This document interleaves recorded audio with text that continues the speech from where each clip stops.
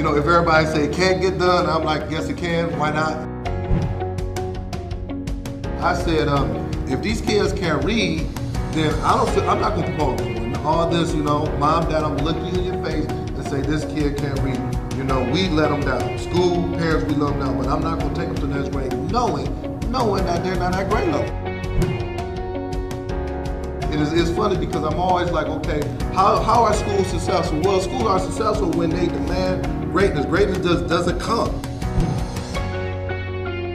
We're about to make history. We're about to learn, we're about to grow, we're about to make history. And then, mark my words, it's gonna be other school districts, other places around it that's gonna be doing this thing. We're gonna be the first model. And I'm speaking that into existence, okay?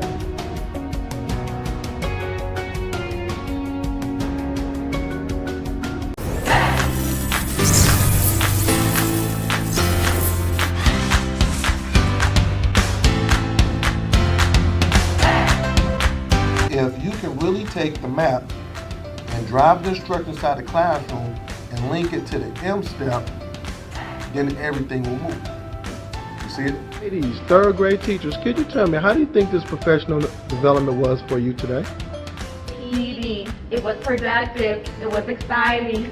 They will never leave Mr. Hurt's advising. Because the schools that I've worked with, the teachers I've worked with, their scores just go through the roof because what I do is I talk about practical stuff that's practical. Because I'm a former teacher and also I'm a principal, so I'm gonna be telling you guys things that I know will work in your classroom.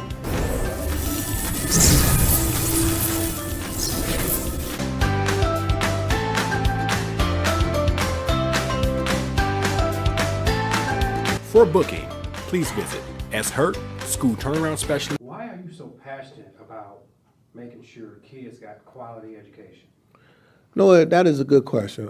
You know, I'm just so passionate about it because I know that if you can have a school that's set up to be able to meet the needs of the students, the kids will soar. For the last 7 years, myself, I've been a principal and I've had excellent academic achievement. Also, within the last couple of months, my school was given the status of a reward school. And that is very big because all of my kids come from inner city and they all qualify for free and reduced lunch. But also with that, we have some of the highest academic achievement within our county and within the state of Michigan. And I need to spread. Good morning, everyone. Good morning. This is Mr. Sean Hurt with another powerful Saturday morning podcast. And this morning, we're going to talk about what defines effective Tier 1 instruction. What defines effective Tier 1 instruction? You say, Hurt, man, that's something that we need to discuss, talk about. That's what I'm going to do. So for the next 30 minutes, I'm going to give you the answers to the test. I'm going to reveal what that looks like. We're going to watch videos. We're going to talk about it. And if you are we're going to start with the head person, superintendent, assistant superintendent, principal, coach, teacher, parapro, support staff. You must tune in to this. So let's take 2 minutes. Let's see where my people are coming from. Please let me know where you're coming from and the state you're located in so we can get some love. So let me take a couple of minutes so I get my LinkedIn people. YouTube folks, I need all my YouTube folks. Go over to that YouTube page and rock with me. Go over there to that YouTube page and subscribe, do all that kind of good stuff. Also my LinkedIn, I'm on LinkedIn. I'm on all of the social media platforms. I'm on all of those, Facebook, you name it. I'm on there because we have to get this word out. Once again, my name is Sean Hurt, and we call ourselves the Fantastic Four. And every Saturday at 10 o'clock, I'm on here. And then we have Create and Educate at 10:30. We got my good friend, Principal Kafele, on at 11. And then also we have Brother Josh Tarver and that team on Sunday at 5 o'clock. So I'm excited. I'm pumped up. Happy holidays to everybody. Happy holidays. I know everybody, we're winding down the middle of the year. Some of us will be getting out in 2 more weeks for that extended break. So that's always a good thing to recharge the battery, just to get it going and things of that nature. So make sure we just end off on a really, really good note. Let's make sure we end off on a good note. Give me about 30 more seconds because like I said, I want to make sure I got all of my folks in, so it's giving me about 30 more seconds, and then I'm gonna get my shout outs. I'm pumped up today. I woke up this morning like, listen, we're going to something or somebody will get something that they've never got before. They're going to get some information that's going to transform them. They're going to be able to take their school, their classroom, their district to another level. I'm always waking up thinking about that because I know that is something that can take place and will take place as long as we're just open to the information, as long as we're just open to just going to a whole nother level. All right, so let me see who's with me this morning. Okay, all right, hold on for 1 second. Let me see who's with me this morning. And once again, you still got time to hit that share button. First of all, I have Dr. Jeter. Thank you very much for all of your support, all of your love. I'm speaking for the Fantastic Four, keeping us together, keeping us, focused, always telling other people about the work that we're doing. So thank you very much. He's coming from Illinois. I love you. I love the things you're doing. If you need anything from me, I'm a phone call away because I was thinking about you all during the week about the work that you're doing supporting this platform.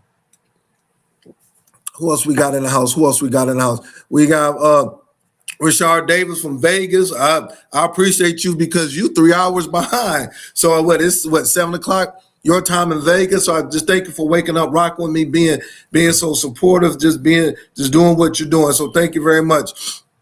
Who else we got in the house?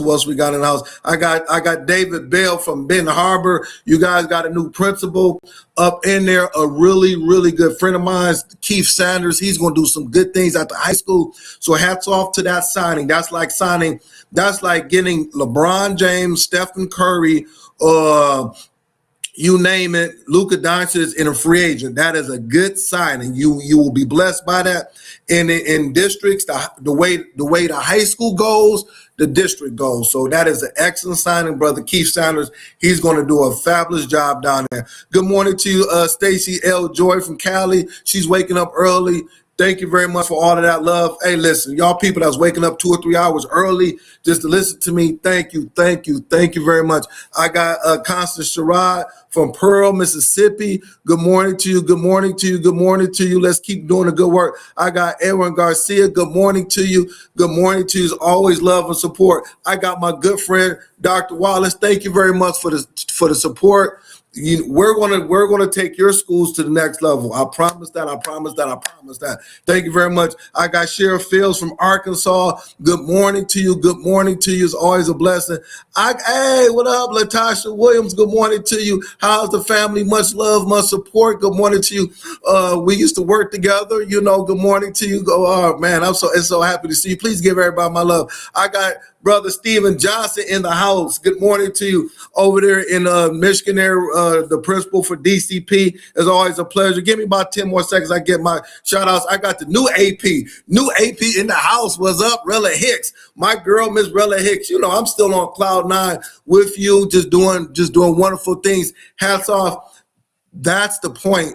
Not only are we giving out instructions, but we have people getting promotions. I've been doing this for many years on this podcast.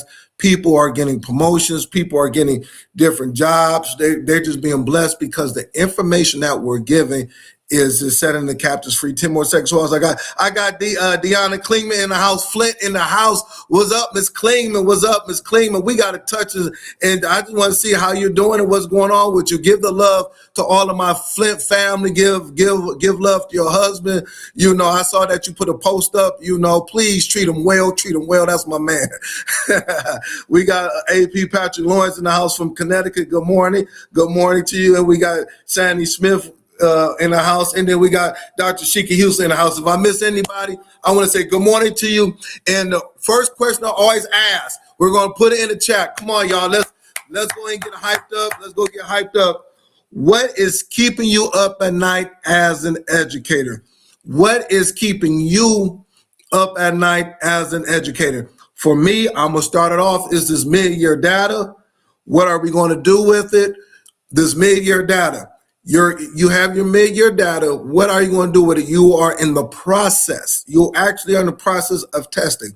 Yesterday, I spent an hour with a principal. He just got finished doing his iReady. data for math, and we talked for an hour, and he showed it to me. And then from there, we said, okay, what are you going to do from January into May? Because that's when they take that test in May, to be able to say, okay, this is the things that's working good, and these are the things that we need to focus on. That mid-year data, we cannot just look at it for an hour and just throw it away. We got to do something with it. So what is keeping you up at night? What is keeping you up at night? Focus on proficiency. I'm going to talk about that. Good morning, Mr. Green. Focus on proficiency. Good morning, Brother Green. Yes, that's why that tier 1 instruction is so important. I need everybody to hit that button as we speak, because I'm going to talk about what tier 1 instruction looks like for a fact that if we do not deal with tier 1 instruction, we cannot move the academic needle. All right. We talk about tier 2 and tier 3 a lot, but we need to deal with tier 1 instruction. Next thing, what's going on in education? I need everybody to rock with me. What's going on in education in my world is that last Saturday, I ordered books for myself. So I want to give a big shout out. If you have not picked it up, make sure you pick up Principal Kafele's book, What is My Value Instructionally to the teachers I supervise. He was on his platform last week. We want to make this book right here. Look, everybody look. We want to make this a bestseller. So pick it up from the ASCD, or you could go to Amazon. So I need everybody to support my, you know good and well, he pours, so let's support him. A really good book. Also, I have Create and Educate. Hold on, got Create and Educate. They came out with a new book, His Amazing Journey to Ancient Egypt, From Classroom to Consciousness. We have Dr. Shiki Hughes and Dr. Tammy Teller from Create and Educate. Make sure you pick this book up. Excellent read. K through 5th grade. Pick up 30 for your library, for your reading library. Please pick it up. You have to read, easy read, but we have to pick it up. Look, this is an excellent book. So make sure, principals, you order for your school. How do I order it? Because sometimes we just don't know. Go to your Title I and Title II 31A. Order the books for your students. Order 30, 40, 50, 100, 200. Order the books. All right. Create and Educate. Big shout out. Yeah, Dr. Houston, thank you. Put it in the chat where they can order from. Excellent book. I'm promoting this.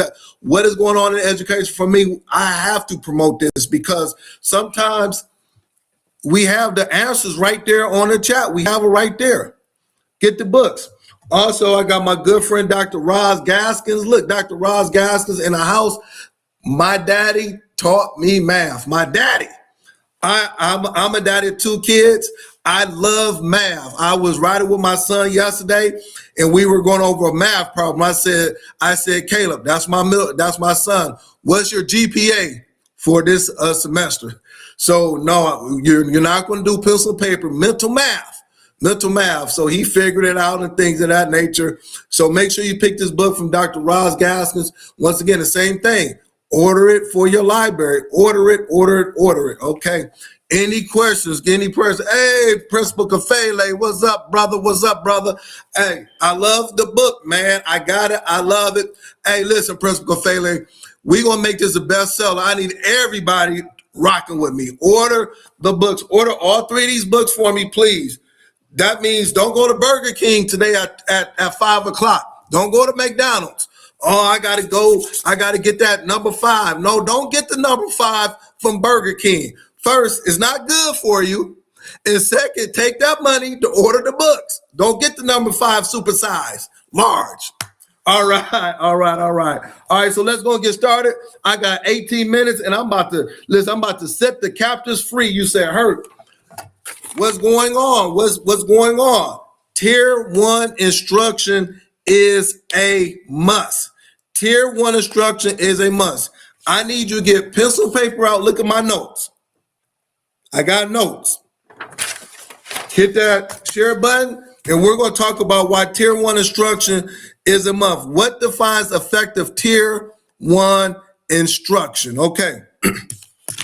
Now, before we get started with that, because I'm a teacher. I got to teach. I just got to teach. I want to let me get right here for give me a second. I want to show a video real quick because we have to see it, talk about it so you can implement it. See it, talk about it so you can implement it. Let's look at Tier 1 instruction from one of my former teachers. About a minute video. We're going to look at it, and then I'm going to give you the answers to the test. All right, everybody good? Is everybody good? Everybody good. All right, let's look at some Tier 1 instruction.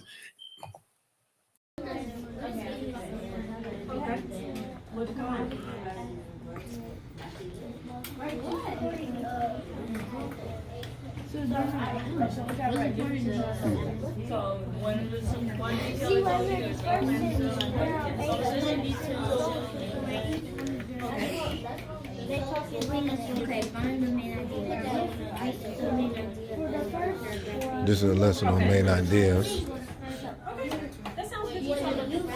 And the teacher is facilitating supporting what they need to find for supporting details. I'm gonna stop right there. I don't want to get into it, but that's for me right there. That's a good foundation for me to understand. All right, that teacher, Miss Clark, I think that's 4th or 5th grade teacher, has a good solid foundation with classroom management. The class not wilding out. We can see the kids engage. We see things on a whiteboard. We know that there is a good chance, there's a strong possibility based on what we saw in that 30-second instruction that those kids at the end of the week will understand how to identify main ideas. Why is that important, Mr. Hurt? Because a lot of times we'll speak things, but some teachers just need to see it. They need to see another teacher with about 22 kids in the classroom and how it looks so they can, on Monday, set up their classroom. I want to show you guys that. Now, you say, Hurt, what is the first thing that I need to do as the instructional leader, as the principal, as the coach, whatever you are, in order to get Tier 1 instruction moving in the right direction? A lot of times we go to Tier 2 and Tier 3. That's cool. That's all right. But if Tier 1 instruction is not going well, we can't go to Tier 1, Tier 2, and Tier 3. We must, without a shadow of a doubt, address Tier 1 instruction. Put it in the chat, y'all. We must, without a shadow of a doubt, address Tier 1 instruction. First thing is that you must guarantee and have a viable curriculum. You must have a viable curriculum that is aligned to the lessons, to the state standard. You must have a viable curriculum, number one, that is aligned to the state standard. You could be teaching, but you could be teaching the wrong thing. You can be working hard, but you could be working at the wrong thing. You could be spending 60 hours on the job every week working hard, but you're working on the wrong thing. You're using the wrong tools. I am saying that you must have a viable curriculum and it must align to the state standards, and every student must have access to the same quality content. Number one, you must look at your curriculum. Is it aligned to the state, to your state standard in Arkansas, Connecticut, Vegas, South Carolina, Illinois, New Jersey, California, Michigan? All of these people, you're on my podcast. Is your curriculum aligned to the state standard? And does every student have access to the quality content that you're giving? That's the first thing. That is the first thing you do. I'm giving you the steps. I showed you the video. That was my teacher. That was my school when I was a principal. I showed you the video, and the first thing I had to do, Forget about what everybody else is telling you. Why listen to somebody else when they haven't done the work? I'm sure I have done the work. The first thing I had to do is look at the curriculum. That is why I am talking to you about Create and Educate and Roz Gaskins. I had to look at it. Do I have, for reading, do I have books and materials in the classroom that look like my students? I have my reading curriculum, but the books, the supplemental books did not look like my students. I had to order books that look like my students. That's why I'm promoting this and this. Look, it's not hard. I'm walking you through it.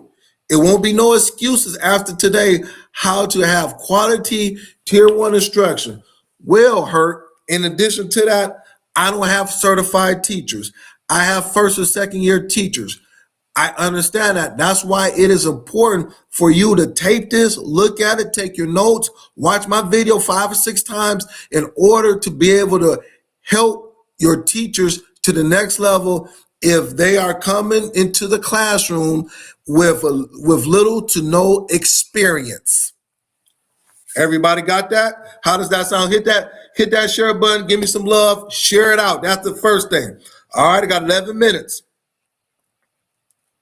Number 2, you must support and talk to your teachers regarding having explicit instructions. Use clear learning objectives and model the skills step by step. Provide guided practice before moving to independent work. You must have explicit instruction. What is the learning objectives? We talking about tier 1. What am I learning today? The teacher you said this morning, she said main ideas. That's what they were learning. You heard it. It was in the classroom.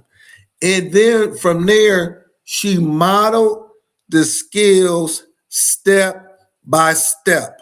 She did not assume that those 14-year-olds or those high school kids knew it. She modeled it. She showed you how to walk through it. She modeled principles. We have to model what we expect in the classroom. Principles you have to model. I'm talking to principals. You have to model it. Have to model what you expect in the classroom. During your pre-service, during your PLCs, sometimes you got to teach the class. You got to show them what you want as the principal. I don't care how much responsibility you have and all those type of things. I know about emails. I know about parents come to the classroom. I know about lunch duty. I know about doing before and after school bus and all that kind of stuff. But from that 8 to 3, you must model what you want the teachers to do. Model, show them, show them what you want. Show them how you expect the kids to behave. Show them explicit instruction. You have to have the learning objectives and model the skills step by step. I'm going slow because once again, I want us to get this.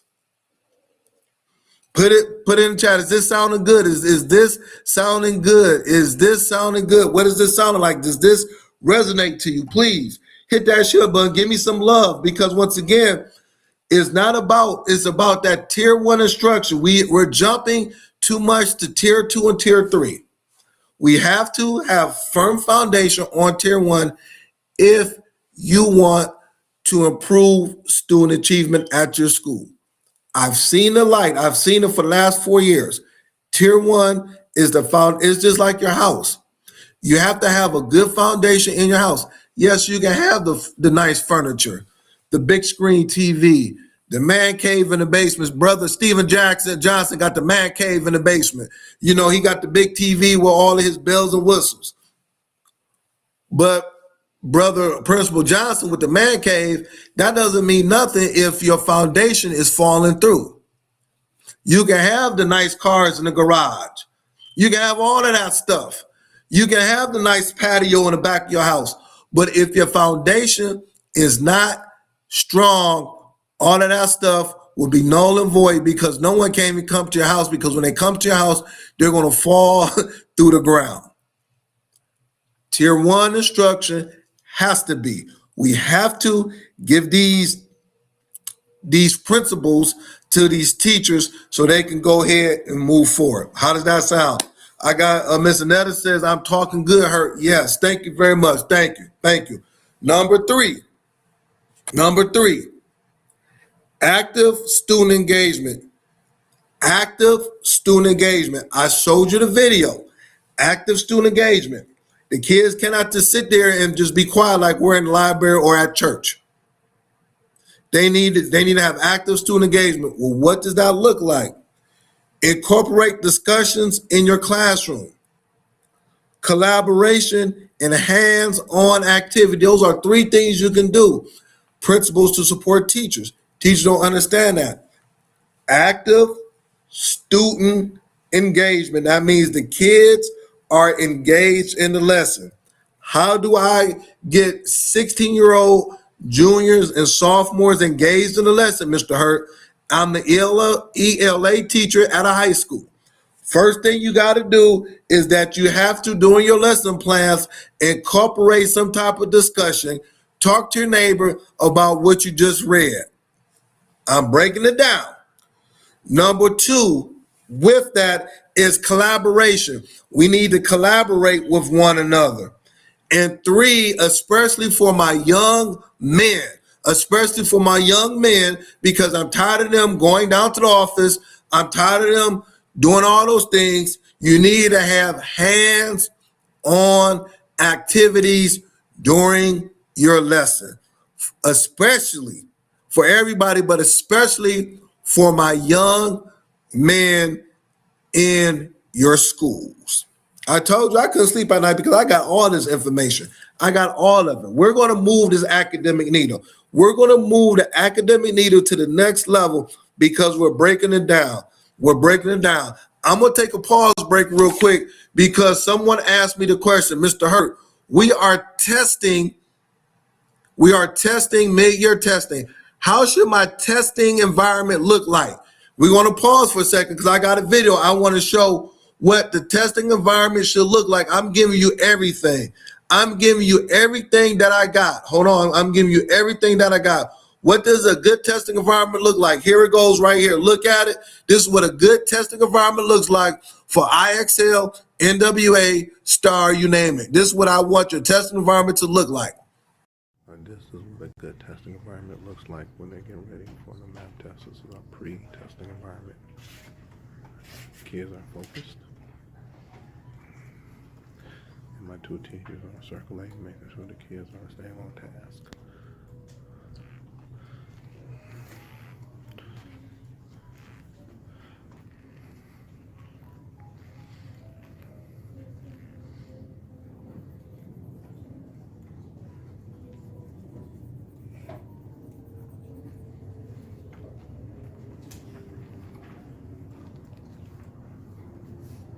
I'm going to stop right there. I had to get that in because you guys are taking tests.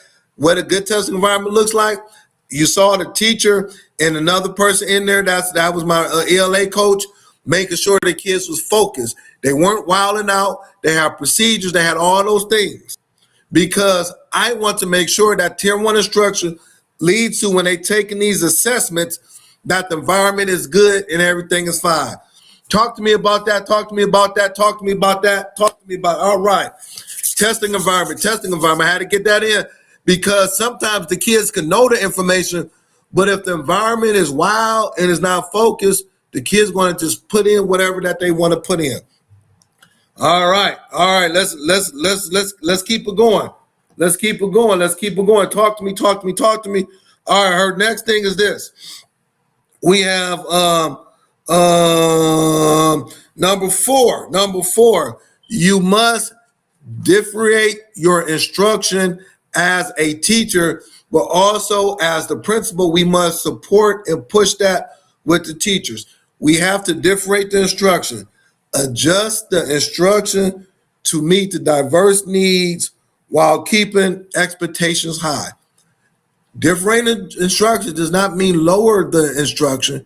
It means adjust. You're just adjusting the instruction to meet the diverse needs while keeping the expectations high. You must differentiate. IXL is going to tell you the different rate when you look at some of the things that they have. NWA is going to tell you the different rate. It's going to show you the different colors in your classroom. Looking at that data should make you differentiate the instruction in the classroom to meet the needs of the students, but you are still keeping the expectations high. So let's recap. I still got 4 more. Number 1, have a viable curriculum. Number 2, have explicit instruction. Number 3, active student engagement. Number 4, you must differentiate the instruction in the classroom, but also keep expectations high. Number 5, formative assessment. You must regularly check for understanding through quick assessments. Exit tickets, quizzes, and observation. Formative assessment. Every time this is tier 1, every time you give in a lesson, you must, throughout the lesson, hour and a half lesson, check for understanding. Don't assume that they understand, check for it. It's just like at your house. Don't assume that your kids cleaned up the basement in your house or the kitchen. Don't assume it. When you get home, you're going to check for it. Oh, they did clean up the kitchen. They did wash the dishes or put the dishes in the dishwasher. They did take out the garbage. I check for understanding at my house with my kids when I have them doing things. Check for understanding with the formative assessment. And I'm going to also dig into this really quick. Every week or every bi-weekly, you need to have an assessment that aligns to your state standard.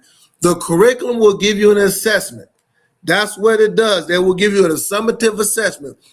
But you must do weekly or bi-weekly assessments that is aligned to the state standards and also to your state test. Because if they get it right with the assessment that you're given, when they see it again, there is a good chance that they will get those same questions right on a state test. So I'm gonna stop right there. That is my tier 1 kind of a podcast for today. So just a couple of things. If you need me to come in and support your school, just inbox me. People are inboxing me saying, "Hurt, could you come in? Could you do some one-on-one? We can make it work." Second is that make sure you guys share this out. Go on my YouTube page and subscribe to my YouTube page if you have not. I got a plethora of videos on there. Make sure you support that. And last thing is that if no one else have told you, I love you, I thank you, I appreciate you. Let's have a blessed week. Let's be the light where there's darkness at. If someone is talking negative, bring that positivity to it. You can do it. You can achieve greatness, and let's go to the next level. Thank you. May God bless.